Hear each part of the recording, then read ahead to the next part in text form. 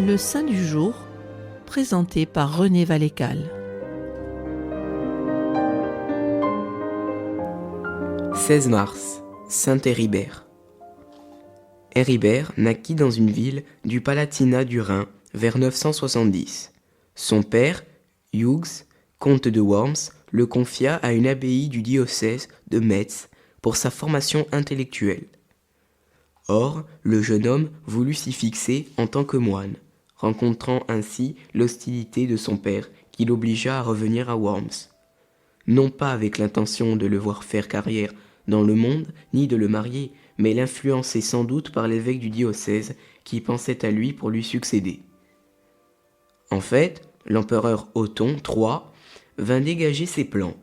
Il appela le jeune Héribert à sa cour et l'institua son chancelier. Celui-ci remplit si bien ses fonctions que l'empereur, ne pouvant se passer de lui, prit l'habitude de l'emmener dans ses voyages. Il le chargeait des missions les plus délicates. Héribert semble avoir été spécialement habile et efficace pour apaiser les troubles qu'il ne manquait pas dans l'Empire.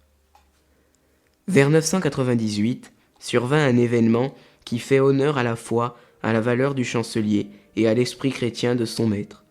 Le siège de Cologne était vacant, les électeurs portèrent leur choix sur Héribert. Othon consentit alors à faire passer les intérêts de l'Église avant ceux de l'État et à sacrifier ses inclinations personnelles. Par humilité, Héribert avait résisté autant qu'il avait pu d'accepter cette charge. Une fois en fonction, il se révéla un évêque de grande valeur. En particulier, il était très proche du peuple. Il suivait en cela l'exemple de Jésus. Il pratiquait ce qu'il enseignait et s'occupa plus spécialement des pauvres, des malades, des faibles. Il est rare que l'épreuve ne vienne jamais tenir compagnie à la vertu pour l'acquisition d'une sainteté authentique. Des calomnies firent perdre un moment à notre saint la confiance de l'empereur Henri, qui avait succédé à Othon. Mais à la suite d'une intervention surnaturelle, le souverain en reconnut la fausseté. Il vint se jeter aux pieds de l'évêque en lui demandant pardon.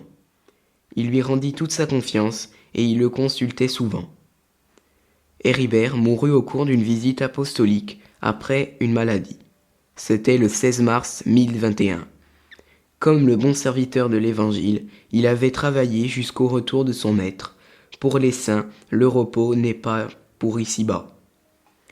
En ce jour, nous fêtons également Bienheureuse Bénédicte, religieuse Clarisse, morte en 1260.